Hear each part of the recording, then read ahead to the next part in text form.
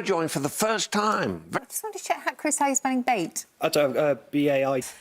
It was a tough one, though, Nick. I just boaty for another 6, or opiate for another 6. Got it. Yeah. Thank you. Now, yes, Susie, what news?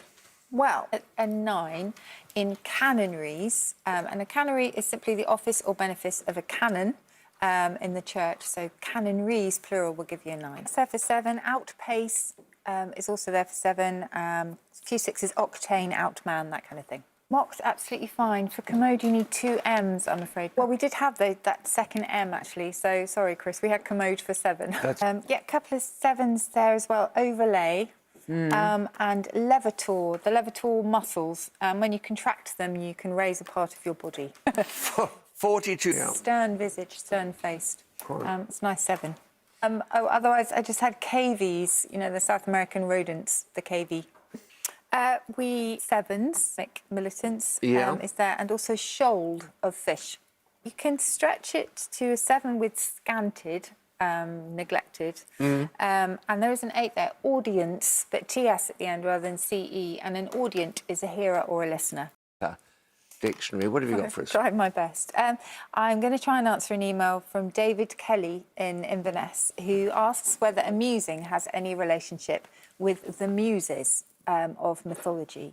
So I'll start, much less to do with entertainment and much more to do with crime, because it meant to deceive someone, essentially. It goes back to the 15th century, so going back quite a long way, and it actually comes from an old French word meaning to stare stupidly, but also to delude or to deceive, and that's the word that we took, the meaning that we took over in English. To divert their attention, perhaps to pick their pockets or fleece them in some way.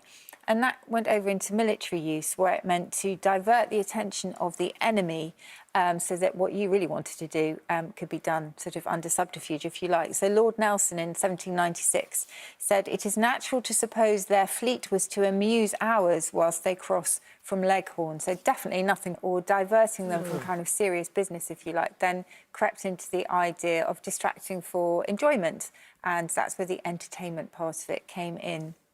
It's related to muse, in fact. So if you muse, you look thoughtful and pensive and distracted. So that same idea of distracting and diverting came in. It has no connection with the muses of classical mythology. So those were the 9 goddesses who inspired learning and the arts. That goes back to a Greek word, mousa, or musa, M-O-U-S-A, and that gave us music, and of course it gave us museum as well. Those goddesses gave us the idea of the museum, because the first institute called a museum was at Alexandria. This is about 280 BC, and it became the most renowned institutions dedicated to learning in the ancient world, and that's where we get the word museum from. It was the seat of the muses, so where you would go to learn.